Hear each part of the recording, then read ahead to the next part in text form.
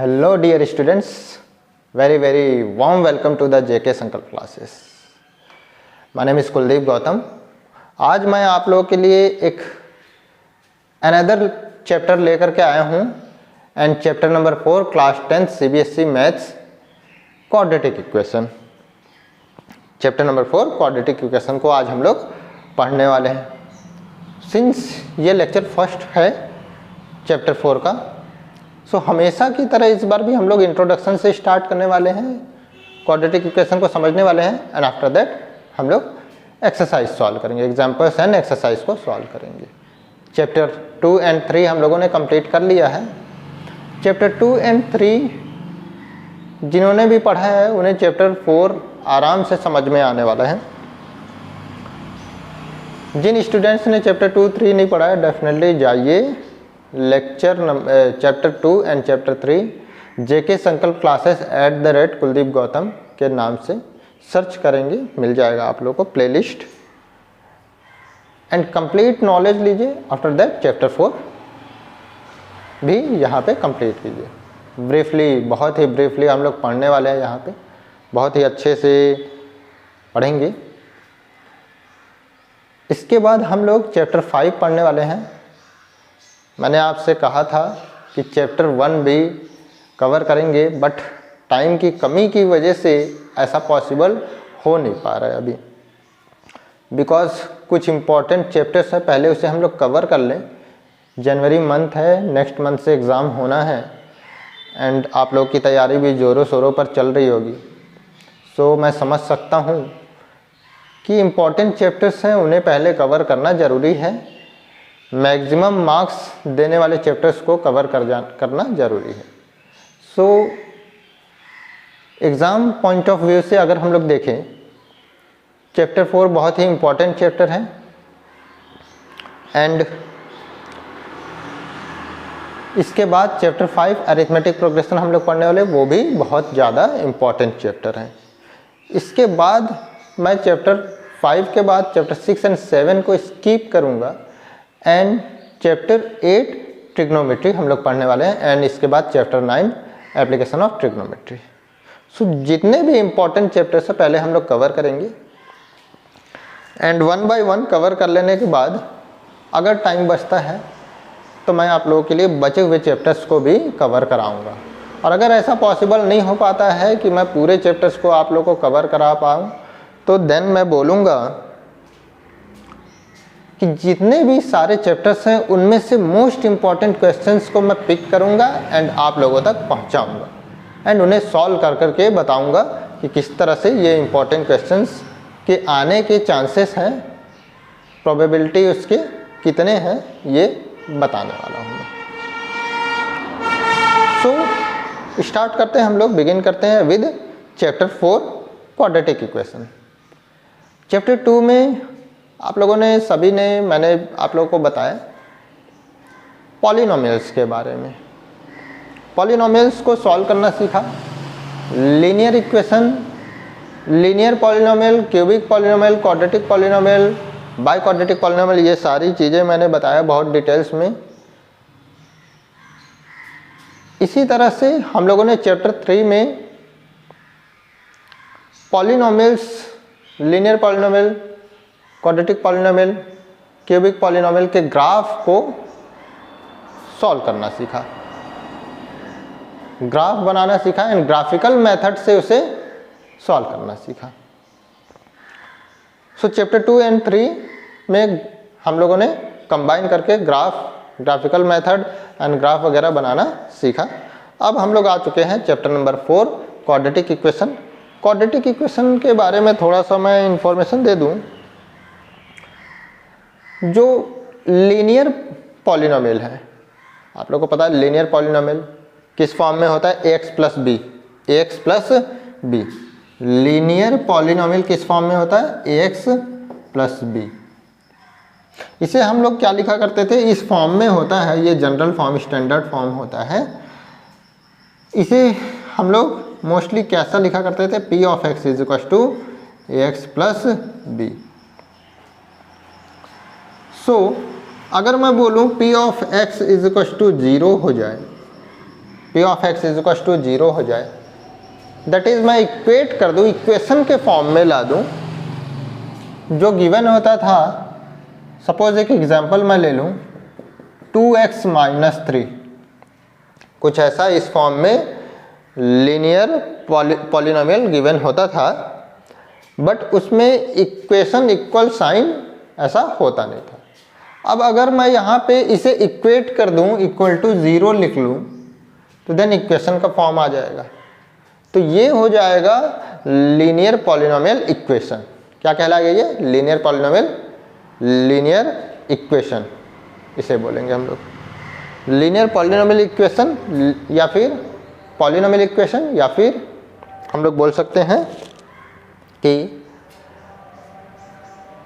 Linear equation, कुछ ऐसा बोल सकते हैं। ठीक, इसी तरह से मैं बोलूँ क्वाड्रेटिक पॉलिनोमियल जो जब हमने पढ़ा था, तो वो इसका फॉर्म क्या होता था? X square plus B x plus C, इस फॉर्म में हुआ करता था। सो अगर मैं इस फॉर्म में एक एग्जांपल लूँ, 2x square plus 5x plus 7, ये एक लीनियर पॉलिनोमियल, क्वाड्रेटिक पॉलिनोमियल हो जाता था। और इसे कई बार हम लोग ऐसा भी मान के चलते थे, बार बार इसे इतना लेंथी ना बोल करके हम लोग p of x is equal to this बोला करते थे। सो अगर मैं p of x is equal to 0 equate कर दूं, p of x is equal to 0 कर लूं, तो ये क्या हो जाएगा? क्वाड्रेटिक पॉलिनोमियल इक्वेशन, या फिर इसे ही क्वाड्रेटिक इक्वेशन बोलेंगे। सो क्वाड्रेटिक पॉलिनोमियल से ही क्वाड्रेटिक इक्वेशन आया हुआ है, बस उसके साथ में इक्वेट करना है, उसे 0 के इक्वल करना है। ठीक है, 0 पे इक्वेट कर देना है उसे। सो इस तरह से क्वाड्रेटिक पॉलिनोमियल कुछ भी नहीं है, बहुत ही सिंपल सा है। जिन्हें चैप्टर 2 चैप्टर 3 समझ में आया है, वो क्वाड्रेटिक पॉलिनोमियल भी बहुत ही आराम से समझ में आने वाला है। एंड हमारी डेली लाइफ में भी क्वाड्रेटिक पॉलिनोमियल का बहुत ज़्यादा यूज़ है। धीरे धीरे हम लोग समझेंगे, उसका यूज़ समझेंगे, कुछ एग्जांपल्स के थ्रू समझेंगे। एग्जांपल नंबर 1 NCERT में दिया हुआ है। न्यू बुक में अगर मैं बात करूं, तो ये पेज नंबर 39 में एग्जांपल 1 गिवन है, वो समझेंगे। बट उससे पहले थोड़ा सा एक क्वाड्रेटिक इक्वेशन का एक हम लोग डेफिनेशन लिख लें। डेफिनेशन होता क्या है मैं बता दूं। जैसा कि मैंने बताया, ये इक्वेट करेंगे तो 0 हो जाएगा। इसी फॉर्म में मैं क्वाड्रेटिक इक्वेशन का डेफिनेशन लिखूंगा। क्वाड्रेटिक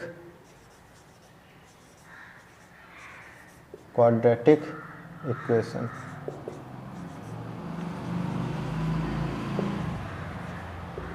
क्वाड्रेटिक इक्वेशन क्या होगा? ठीक,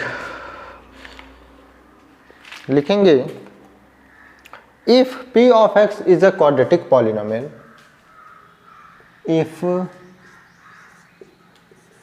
p of x is a quadratic polynomial, is a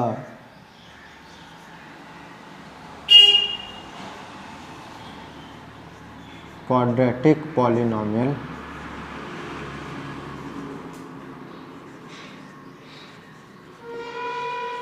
अगर p ऑफ x एक क्वाड्रेटिक पॉलिनोमियल है, तो हम लोग क्या बोलेंगे?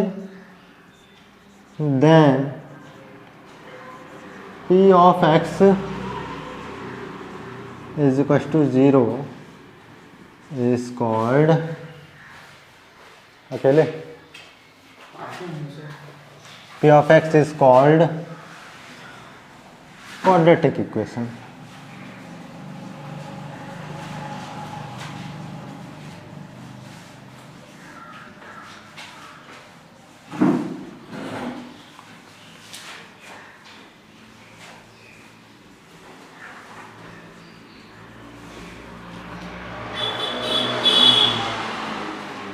सिंस ये क्वाड्रेटिक पॉलिनोमियल से ही क्वाड्रेटिक इक्वेशन आ रहा है, सो दैट इसके जीरोस भी कितने होंगे? 2, मैक्सिमम 2 जीरोस होंगे। ठीक है, मैक्सिमम 2 जीरोस क्वाड्रेटिक पॉलिनोमियल के होने वाले हैं। सो जीरोस को भी हम लोग समझेंगे जीरोस होता क्या है। जीरोस कैसे फाइंड करते हैं ये धीरे धीरे आप लोगों को समझ में आने वाला है सॉल्यूशन में। सॉल्यूशन के थ्रू डायरेक्टली हम लोग समझने वाले हैं जीरोस कैसे फाइंड करते हैं। जीरोस को ही हम लोग रूट्स भी बोलते हैं। Zeros and roots both are same. So देखेंगे हम लोग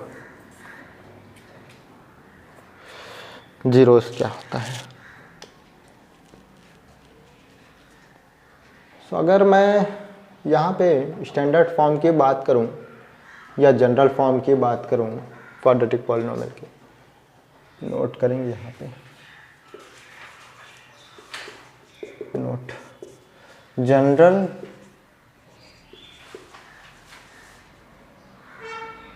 फॉर्म, जनरल और स्टैंडर्ड।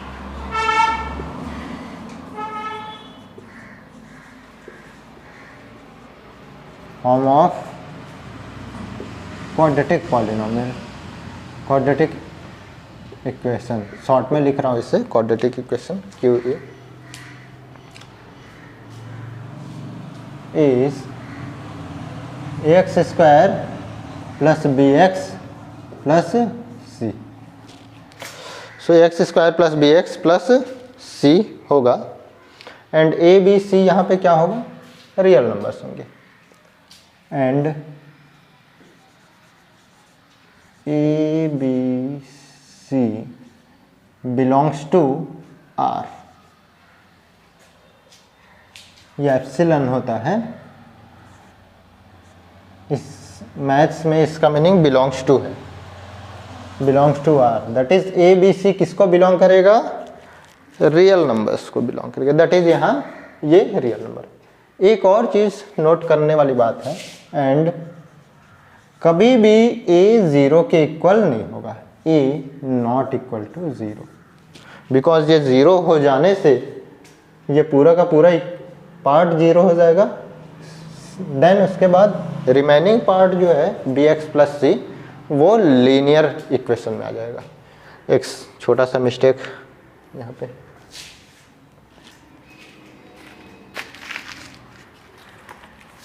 सिंस ये क्वाड्रेटिक इक्वेशन है सो इक्वल टू जीरो यहाँ पे लिखना जरूरी है। क्वाड्रेटिक पॉलिनोमियल नहीं है, क्वाड्रेटिक इक्वेशन है। सो इक्वेट करेंगे जीरो के इक्वल एंड यहाँ पे हम लोग लिखेंगे a B C belongs to R, also a not equal to zero, otherwise ये क्वाड्रेटिक इक्वेशन नहीं होगा। अब थोड़ा सा हम लोग रूट्स और जीरोस की बात करें। रूट्स और जीरोस ऑफ क्वाड्रेटिक पॉलिनोमियल।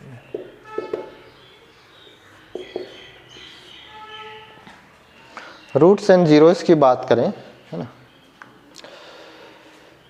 सो हम लोग को पता है, हम लोगों ने पढ़ा कि क्वाड्रेटिक इक्वेशन होता क्या है।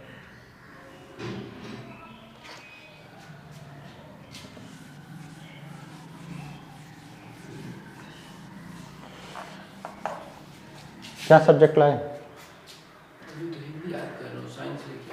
साइंस। सर आ रहे हैं कि नहीं? कोई भी नहीं आया अभी तक।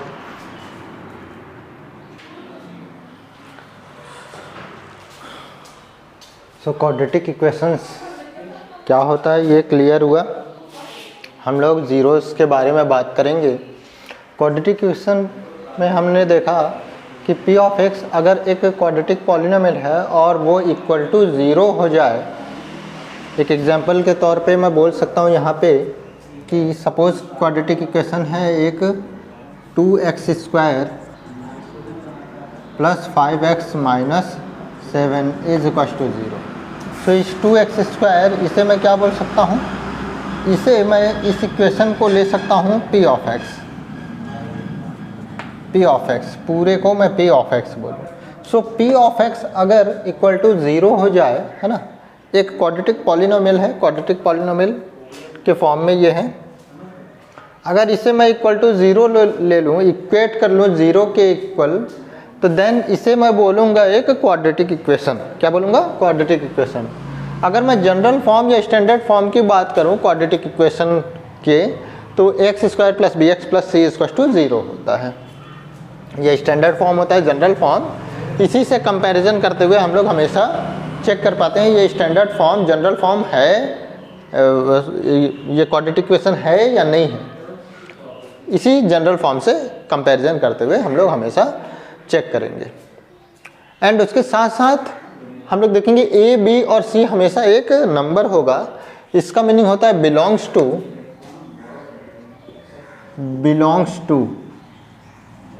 टू मतलब संबंधित होता है ना, related. Belongs to that is related है। तो रिलेटेड है ए बी सी, किससे रिलेटेड है? रियल नंबर से। Real numbers that is number होने चाहिए 1 2 3 4, ये सारे जो भी है, -1 -5 कुछ भी हो, प्लस माइनस कुछ भी हो सकता है, लेकिन रियल नंबर्स होंगे, उससे रिलेटेड होगा। और साथ ही साथ कभी भी ये पार्ट ए 0 के इक्वल नहीं होना चाहिए, ये ध्यान में रखना है हम लोग को।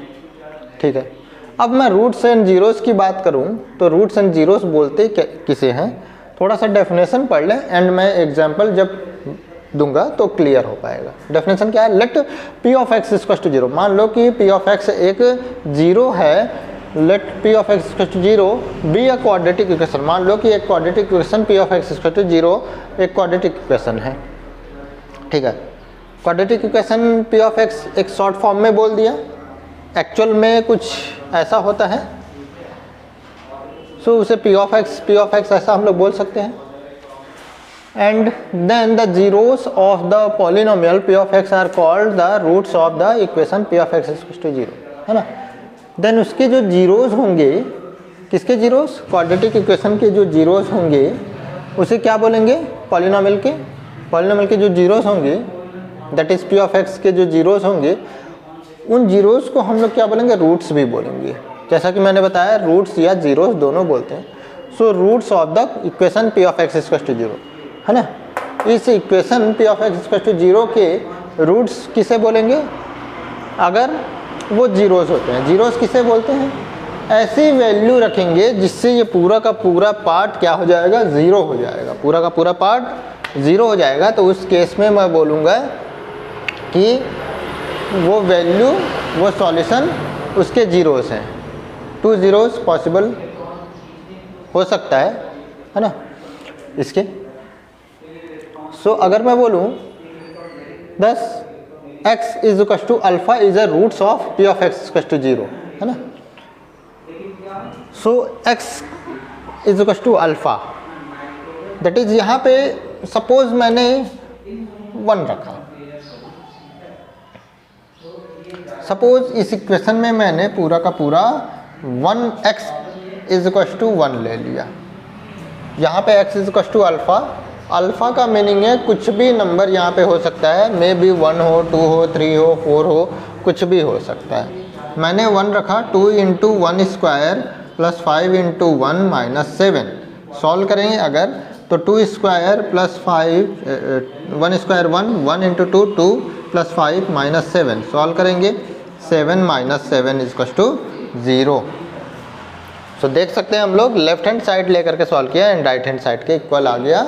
सो ये 0 आ गया, मतलब इसका 1 क्या है? इसके जीरोस हैं, इसके 0 हैं। इसी तरह से और भी एक वैल्यू पॉसिबल है कि हो सकता है। सही कि इस इक्वेशन के लिए 2x² प्लस 5x माइनस 7 एक इक्वेशन था। इस इक्वेशन को जैसे ही मैंने इसमें x की वैल्यू 1 लिया, तो मैं क्या करूँगा? यहाँ पर भी p of 1 is equal to जहाँ जहाँ पे x था वो लेता चला गया मैं। देन p ऑफ 1 क्या हो गया? 0 हो गया। सो यहाँ पर भी वही बोल रहा है कि अगर x is equal to alpha है, वो रूट्स है ना, रूट्स है इस क्वाड्रेटिक इक्वेशन का, तो ये रूट्स कब बोलेंगे उसे? जब p of alpha is equal to 0 होगा। सिर्फ उसी कंडीशन में उसे बोलेंगे हम लोग roots. p of alpha, x की जगह पे अल्फा लिया मैंने, x के प्लेस पे 1 लिया। 1 2 3 4 कुछ भी नंबर हो सकता है, इन्हीं को अल्फा बोल दिया। So P of alpha is equal to 0, यहाँ पे P of 1 is equal to 0, P of 1 is equal to 0, P of 1 is equal to 0 लिया है ना, 0 आ गया। सो ये क्या है, 1 क्या है, 0 है इसका, इस पॉलिनोमियल ये क्वाड्रेटिक इक्वेशन का ये 0 है 1, ठीक है, या रूट है। सो कई सारे यहाँ पे रूट्स हो सकते हैं। यहाँ पे अगर मैं देखूँ तो ये p of alpha is equal to 0 होगा, तभी जाके इसे इसका 0 बोलेंगे। मतलब सॉल्यूशन जो भी हम लोग सॉल्व करेंगे क्वाड्रेटिक इक्वेशन को, और उसका सॉल्यूशन जो भी आएगा उसकी वैल्यू अगर पुट करें हम लोग उस इक्वेशन में, देन उसे बोलेंगे हम लोग उसका 0 या रूट्स। आई होप इस एग्जाम्पल से समझ में आ पा रहा होगा मैं क्या बोलना चाहता हूँ। अगर इसे भूल जाए हम लोग, ये गिवन है ना, तो इसके जीरोस फाइंड करने के लिए बोलता है, तो जीरोस हम लोग फाइंड करना सीखेंगे by using splitting method and और डिफरेंट मेथड का यूज़ करेंगे। सिंपली मैंने एक डायरेक्ट वैल्यू ले लिया, रैंडमली ऐसा उठा लिया एंड वैल्यू पुट किया तो देखा मैंने 0 आ गया। सो ऐसा रैंडमली हम लोग को उठाना नहीं है, जब 0 फाइंड करने के लिए बोलेगा तो इसके लिए भी सॉल्व करके स्प्लिटिंग मेथड मिडिल टर्म को स्प्लिट करके एंड सॉल्व करके हम लोग 0 फाइंड करेंगे। सो इसे नोट करेंगे। अब इसके बाद मैं एग्जांपल से स्टार्ट करने वाला हूँ सीधा। स्टैंडर्ड फॉर्म क्या होता है क्वाड्रेटिक इक्वेशन का, ये बता दिया मैंने। जीरोस एंड रूट्स क्या होते हैं ये भी बता दिया मैंने क्वाड्रेटिक इक्वेशन का। अब हम लोग एग्जांपल सॉल्व करेंगे। एग्जांपल नंबर फर्स्ट, इसे हम लोग एग्जांपल के तौर पे ले सकते हैं इस जीरोस के लिए। If x is equal to 1, then अगर हम लोग चेक करें, क्वेश्चन में बोले चेक करना है कि ये 0 है कि नहीं, तो अगर 0 आ रहा है तो हाँ ये 0 है, ठीक। सो इसे नोट करेंगे। नेक्स्ट एग्जांपल नंबर फर्स्ट मैं अभी बताने वाला हूँ।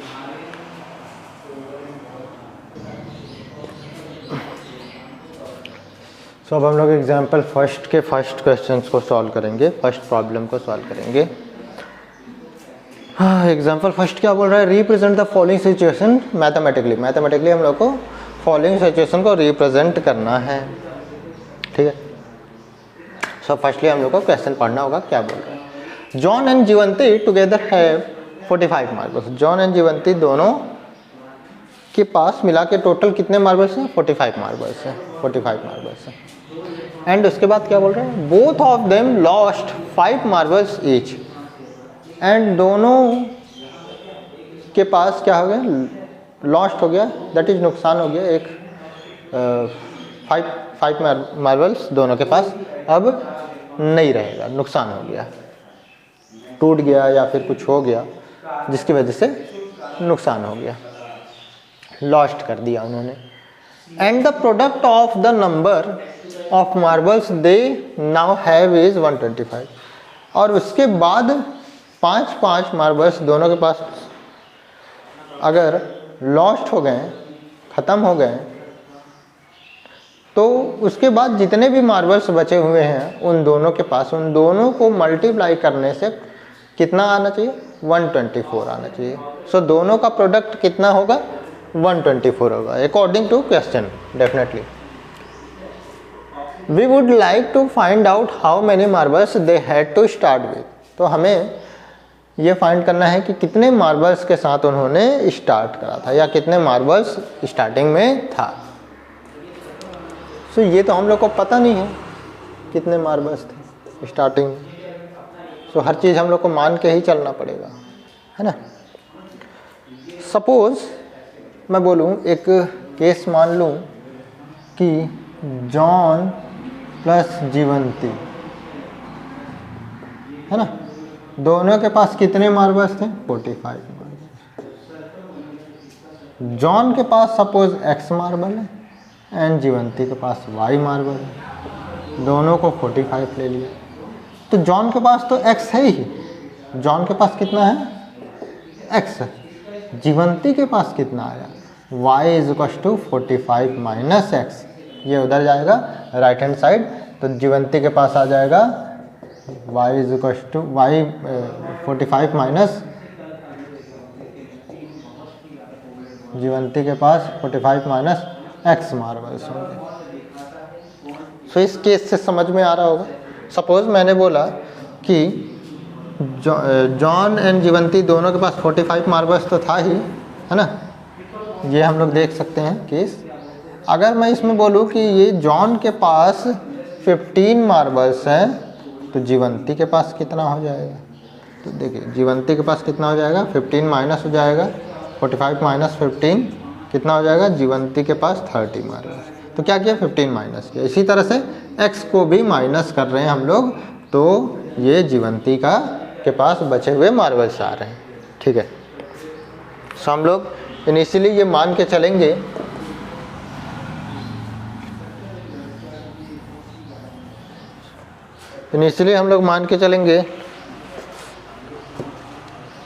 Late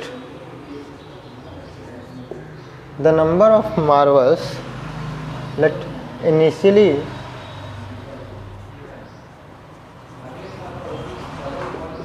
the number of marbles, the number of marbles John had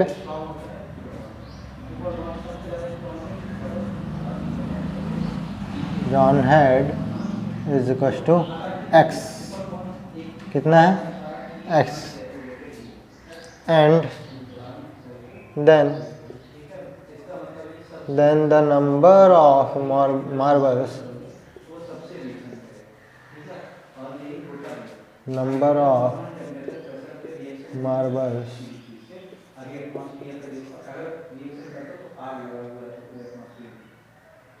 जीवंती had is equal to 45 से x माइनस कर दें तो ये टोटल आ जाएगा। सो इस तरह से हम लोग को मिल रहा है। एंड उसके बाद क्या बोल रहे हैं question, both of them lost 5 marbles each if, now if both of them lost 5 marbles each, then number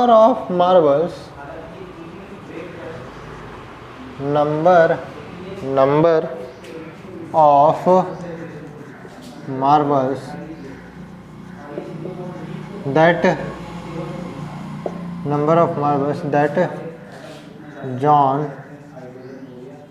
had then, so now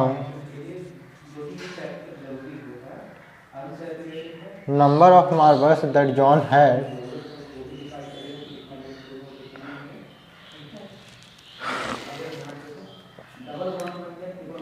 is equal to कितना हो जाएगा, 5 मार्बल्स लॉस्ट हो जाएंगे, दैट इज 5 मार्बल्स कम हो जाएंगे। And now the number of marbles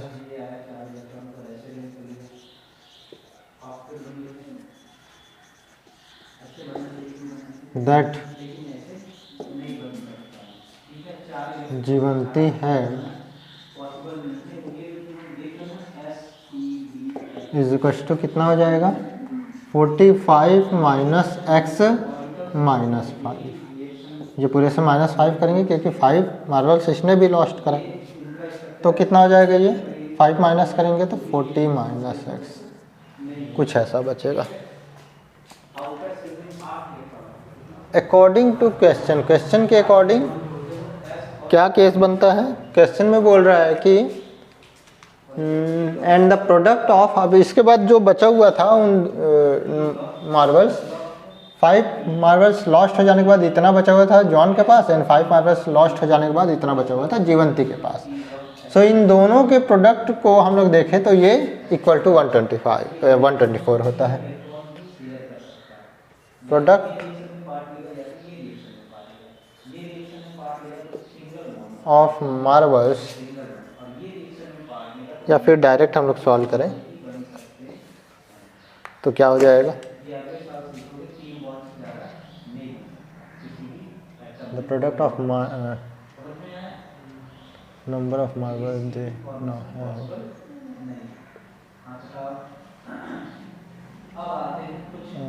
x minus 5 को multiply करेंगे 40 माइनस एक्स से 124 होगा। सॉल्व करेंगे x into 40 40x, x into x minus x square minus 5 4 जा 200 124।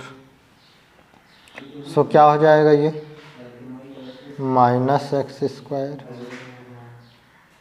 या फिर पूरा का पूरा पार्ट मैं उधर ले जाऊं तो इधर 0 बचेगा, इज इक्वस टू 124 पहले से है, इसे मैं ऐसा नहीं लिखने वाला हूँ, एक्स स्क्वायर को पहले लिखूँगा मैं, minus x square right hand side जाएगा, एक्स स्क्वायर हो जाएगा, एंड देन एक्स वाला पार्ट ये प्लस था, ये माइनस 40x, फिर इसके बाद ये हो जाएगा प्लस 200 और पहले से 124 यहाँ पे एग्जिस्ट कर रहा है। ठीक, सो क्या हो जाएगा 0 equals to x square minus 40x plus 324, या फिर इसे ऐसा भी बोल सकता हूँ कि पूरे पार्ट को इधर लिख लिया मैंने एंड 0 उधर राइट हैंड साइड लिख लिया, x square minus 40x plus 324 is equals to 0। So यही तो हम लोग का रिक्वायर्ड मैथमेटिकल सॉल्यूशन सिचुएशन है ना। So it is the mathematical representation. So it is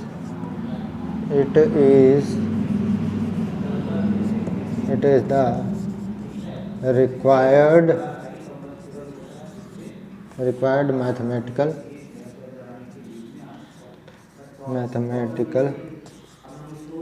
representation।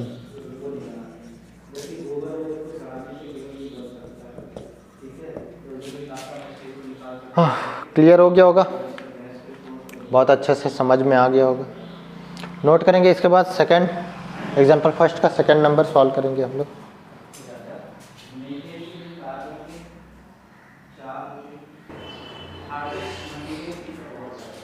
अब हम लोग एग्जांपल फर्स्ट का सेकंड प्रॉब्लम सॉल्व करने वाले हैं। सेकंड प्रॉब्लम क्या है, a cottage industry produces a certain number of toys in a day. एक कॉटेज इंडस्ट्री है, वो एक दिन में एक certain number of toys produce कर रहा है, एक निश्चित संख्या प्रोड्यूस कर रहा है। मतलब हर दिन जितना ये पहले एक दिन प्रोड्यूस कर रहा है उतना ही दूसरे दिन भी।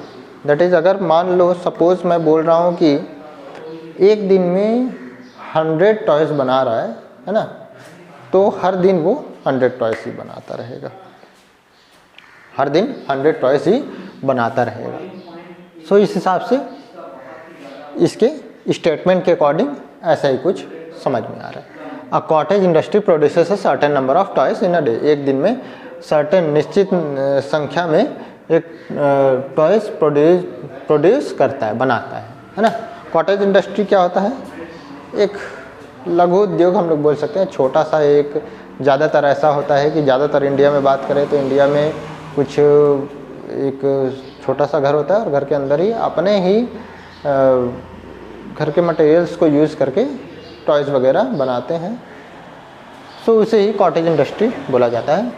सो अ कॉटेज इंडस्ट्री कितना नंबर ऑफ, एक fix number of toys produce कर रहा है पर डे, है ना। Cost of production of each toy in rupees में, है ना। जो कॉस्ट प्रोडक्शन की हर एक टॉय की पड़ रही है वो कितनी पड़ रही है, was found to be 55 minus the number of toys. So number of toys जितनी भी प्रोड्यूस हो रही है उससे 55 माइनस, जैसे मैंने बोला 100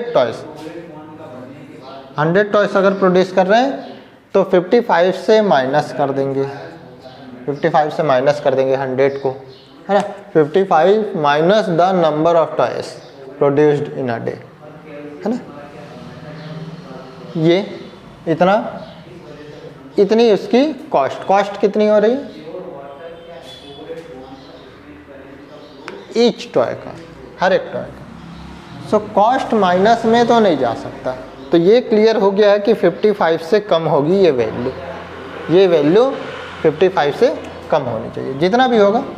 सपोज मैंने बोल दिया 37, हर एक दिन कितना प्रोड्यूस कर रहा है वो, हर एक दिन कितने टॉयज प्रोड्यूस कर रहा है वो, 37 टॉयज।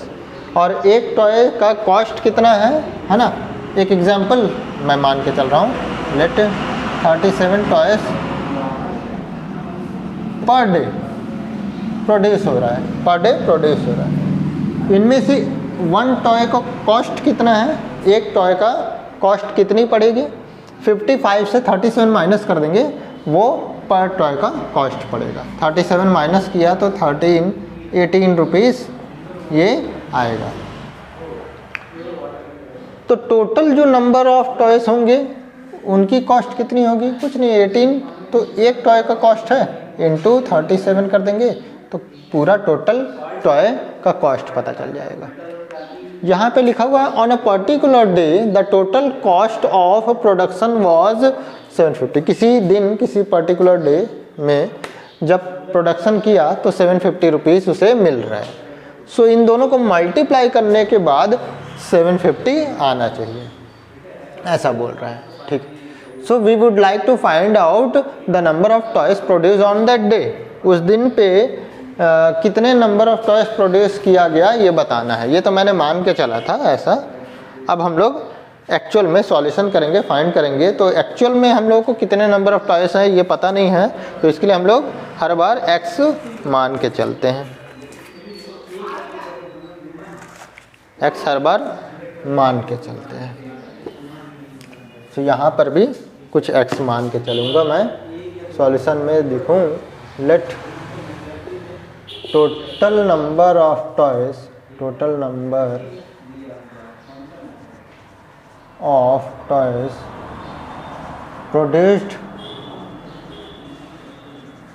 produced on the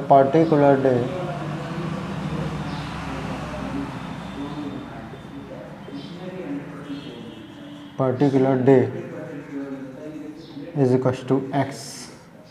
मान लो x number of toys produce हो रहा है total, and according to question cost of each toy is equal to कितना हो जाएगा, 55 से x माइनस करेंगे तो ये हर एक टॉय का कॉस्ट हो जाएगा, कितने में, रुपीज़ में, है ना। So total cost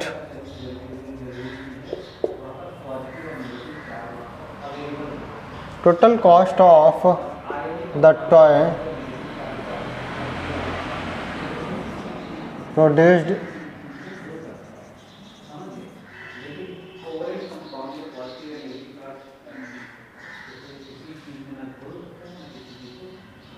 on that day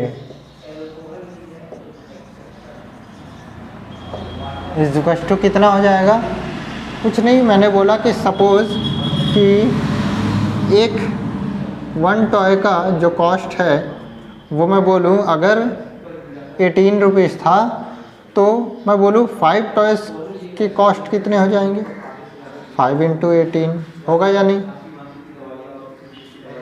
10 toy के कॉस्ट कितने हो जाएंगे, या 2 टॉय का कॉस्ट कितना हो जाएगा, 2 टॉय का कॉस्ट कितना हो जाएगा, 2 इंटू 18, एक्चुअल में 18 टू या 36 होगा, 36 रुपीज़ आ रहा है, 2 से मल्टीप्लाई करने से 2 है तो 2, 5 टॉय होगा तो 5 से मल्टीप्लाई करेंगे, कितना हो जाएगा, 18 5 जो 90 रुपीज़। तो इस तरह से हम लोग को कॉस्ट फाइंड हो पाएगा। सो 5 टॉय है, यहाँ पे मैंने बोला कितने टॉयज़ हैं, x टॉय है, कितने रुपीज़ हैं पर टॉय का, है ना। 1 टॉय का 18 रुपीज़ था तो 2 टॉय के होने पे 18 से मल्टीप्लाई किया, 1 टॉय का इतने रुपीज़ है तो टोटल कितना हो जाएगा, x into this total cost हो जाएगा। Total cost of the toy produced on the day is equal to x into 55 minus x, इतना रुपीज़ होगा। बट अकॉर्डिंग टू क्वेश्चन के अकॉर्डिंग क्या बोल रहा है, 750 रुपीज़ किसी पर्टिकुलर डे पे आया था, है ना। The total cost of production on a particular day but the total cost of production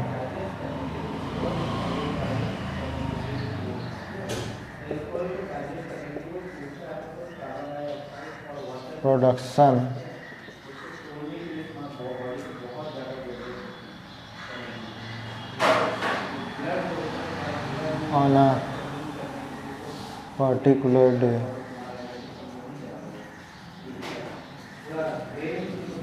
is equals to 750 rupees. According to question 750 rupees total cost of production particular days का, लेकिन हमारे हिसाब से कितना, इतना, देन ये 750 के इक्वल हो जाएगा। तो इसके प्लेस पे हम लोग लिखेंगे x into 55 minus x is equal to 750।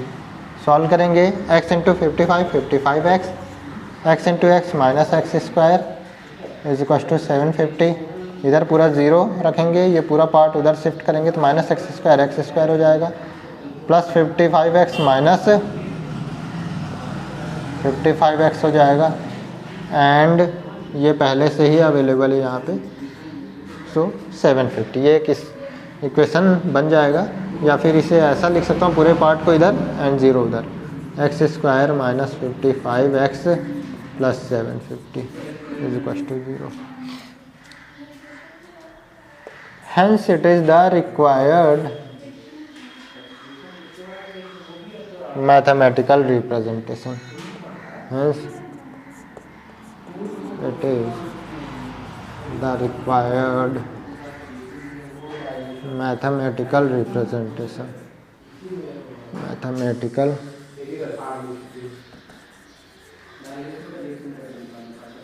representation. सो ये रिक्वायर्ड मैथमेटिकल रिप्रेजेंटेशन है। क्वेश्चन एग्जांपल फर्स्ट का फर्स्ट एंड सेकंड हम लोगों ने कर लिया है, एंड इसके बाद हम लोग एग्जांपल सेकंड हम लोग करने वाले हैं। एग्जांपल सेकंड के बाद एक्सरसाइज 4.1 अगर पॉसिबल हो पा रहा है तो मैं कराऊंगा, अदरवाइज नेक्स्ट लेक्चर में कराऊंगा। सो इसे नोट कर लेंगे, इसे नोट करें, इसके बाद एग्जांपल 2 हम लोग करेंगे।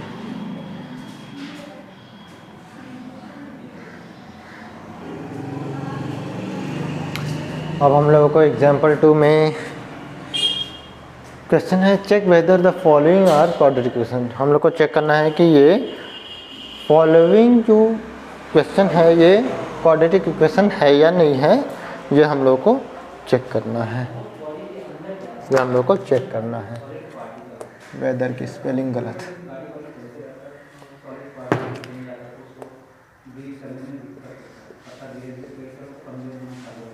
Check whether the following are quadratic equation. ठीक, सो चेक करेंगे, कैसे चेक करेंगे, जो भी गिवन है इसे सॉल्व करेंगे। x minus 2 whole square plus 1 is equal to 2x minus 3। हम लोग को पता है कि ये a minus b whole square एक फार्मूला होता है, a minus b whole square formula, तो a square minus 2ab plus b square. तो इससे हम लोग लिखेंगे क्या फार्मूला होता है, a माइनस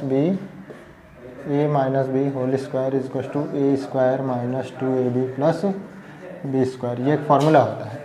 सो इसके प्लेस पे हम लोग a स्क्वायर क्या है, एक्स स्क्वायर यहाँ पे होगा, a ये है, ये b है, a square that is x square minus 2 into x into 2 plus 2 square, ऐसा कुछ होगा, plus 1 is equal to 2x minus 3। इसे सॉल्व कर रहे हैं हम लोग, देखते हैं किस फॉर्म में हम लोग को मिल रहा है। क्या ये क्वाड्रेटिक इक्वेशन के फॉर्म में मिल रहा है, क्या आ रहा है क्या? अगर आ रहा है तो ये क्वाड्रेटिक इक्वेशन है ना, अदरवाइज नहीं। X square minus 4x plus 4, ये पूरा पार्ट सॉल्व किया तो माइनस 4x, 2 2 जा 4x and plus 2 square 4 plus 1, ये राइट हैंड साइड शिफ्ट करेंगे, इसे भी minus 2x plus 3 is equal to 0। Solve करेंगे इन दोनों को एक साथ हम लोग सॉल्व करेंगे तो ये x square minus 6x, x square minus, ये दोनों पार्ट माइनस माइनस है तो ऐड करेंगे दोनों को, माइनस 6x हो जाएगा एंड प्लस ये 5 5 3 8, ये 3 पार्ट्स क्या हो जाएंगे, ऐड हो जाएंगे, सभी के सभी पॉजिटिव हैं तो ऐड हो जाएगा, प्लस 8 इज इक्वल टू 0। सो इस तरह से हम लोग को ये इक्वेशन मिल रहा है ना। On comparing with standard form X square plus B x plus C, या फिर लिख सकते हैं हम लोग hence the obtained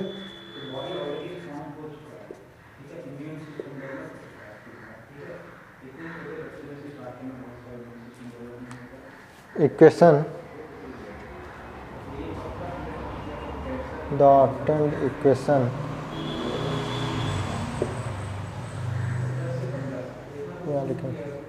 here the obtained equation is in the form of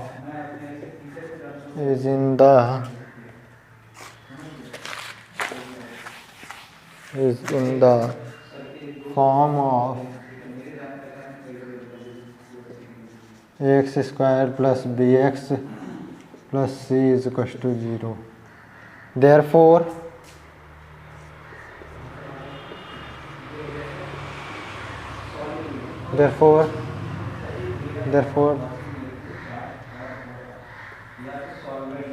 x minus 2 whole square plus 1 is equal to 2x minus 3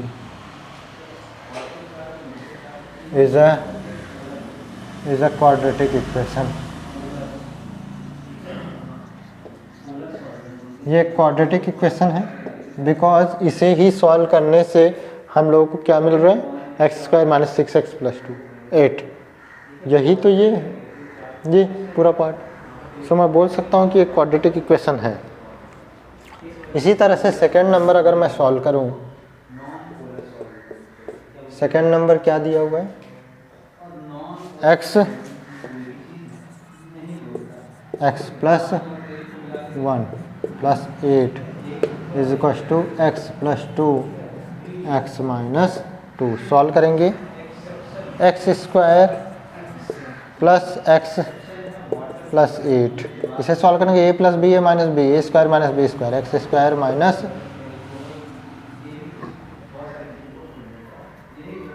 2 square, x square, ये x square इधर आएगा माइनस एक्स स्क्वायर, ये प्लस एक्स पहले से था, ये plus 8 पहले से था, ये माइनस 2 स्क्वायर 4 हो जाएगा, माइनस 4 इधर आएगा plus 4 is equal to 0।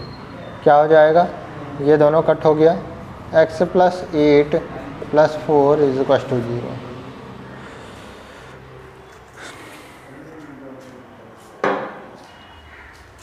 Clearly x plus 8 plus 4 is not comparable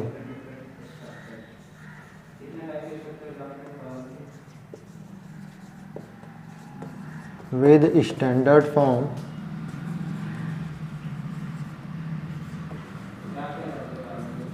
x square plus bx plus c is equal to 0। Therefore it is not quadratic equation। Quadratic equation ये नहीं है, quadratic equation नहीं है ये।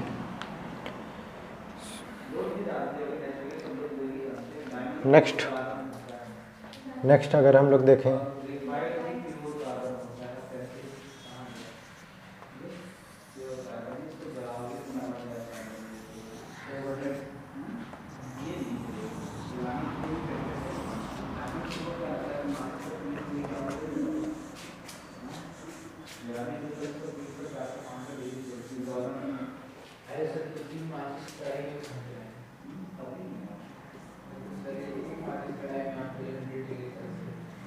Third number अगर solve करें तो quadratic equation है या नहीं है ना।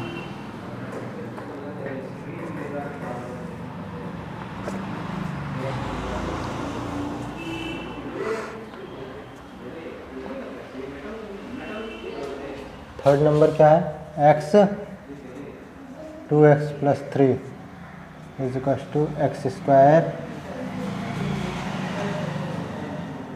+ 1। सॉल्व करेंगे, x मल्टीप्लाई होगा 2x², x मल्टीप्लाई होगा +3x, x² right hand side आएगा -x²। Oh my God, light चला गया। ये क्या हो गया।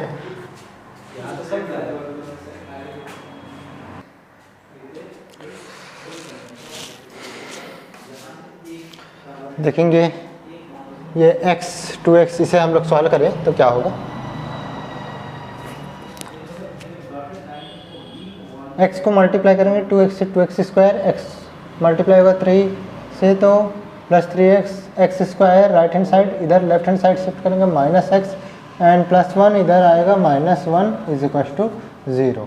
सॉल्व करेंगे, ये x² लाइक टर्म्स के साथ प्लस एंड माइनस होता है, 2x² से x² माइनस हो जाएगा, सो x² बचेगा एंड +3x - 1 = 0, है ना। सो यहाँ से हम लोग देख सकते हैं here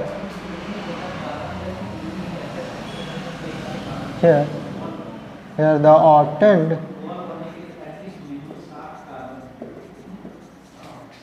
equation can be compared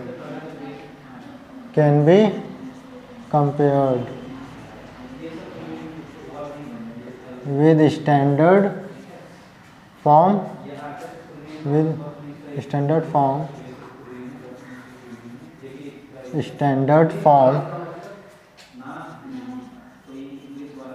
ax² + bx + c = 0।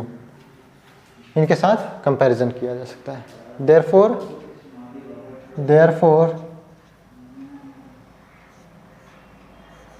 the given equation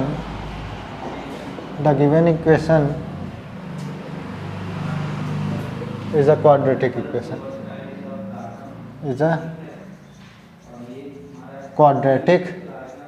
equation, ये क्वाड्रेटिक इक्वेशन है, दिया हुआ इक्वेशन।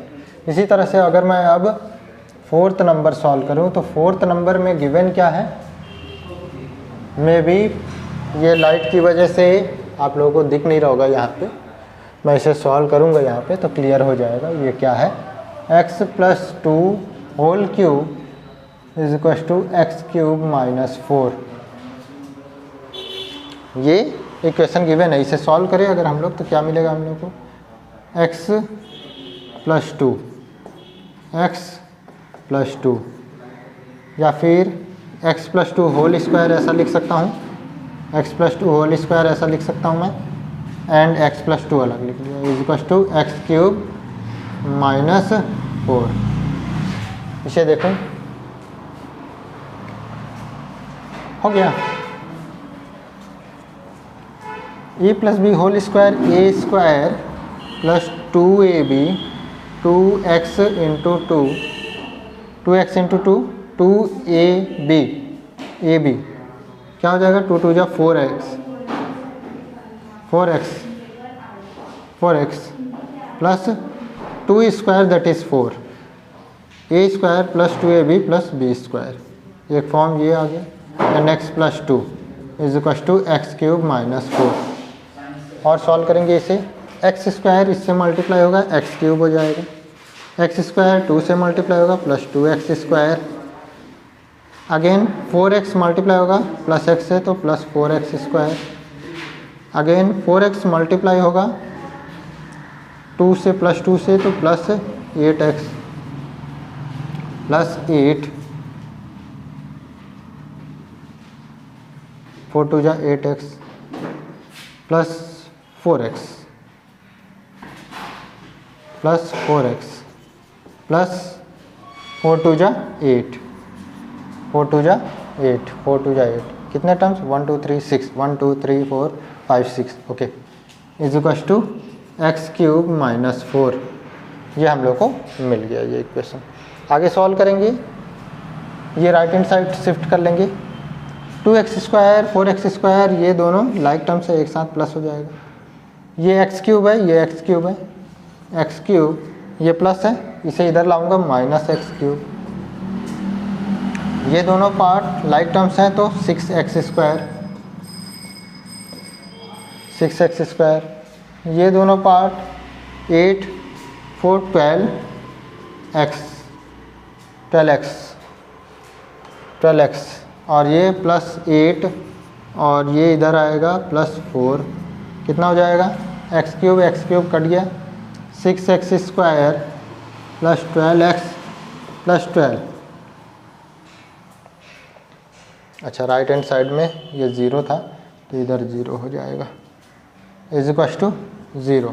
एक तो ये इक्वेशन मिलेगा या फिर हम लोग को और मिल सकता है क्या, 6 कॉमन ले लिया सभी से तो 6 डिवाइड होके 0 हो जाएगा, कैसे लूँगा 6 कॉमन लिया तो x square plus 2x plus 2 is equal to 0, ये 6 उधर जाकर डिवाइड होगा तो ये भी 0 हो जाएगा, मतलब ये हम लोग को दूसरा इक्वेशन एक मिल जाएगा, दोनों सेम ये रिड्यूस्ड फॉर्म में है। सो अगर हम लोग hair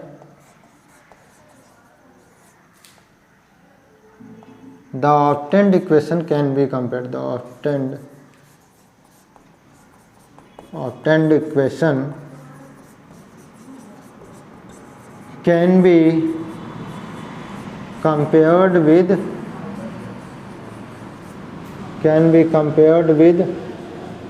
standard form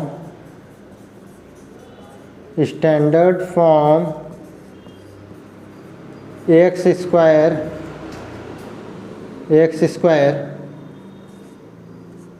plus bx plus c is equal to 0 plus c is equal to 0।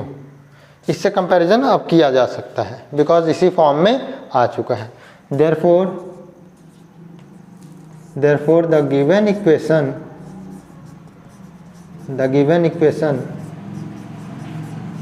is in the form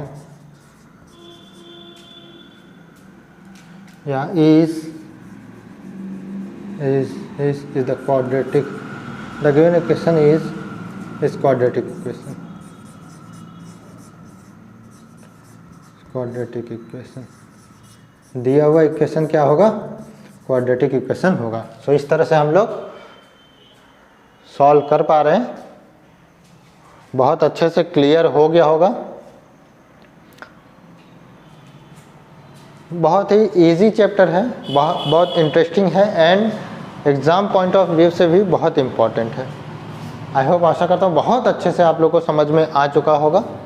next हम लोग इसके बाद एक्सरसाइज 4.1 नेक्स्ट लेक्चर में कवर करेंगे। ये लेक्चर नंबर 1 था।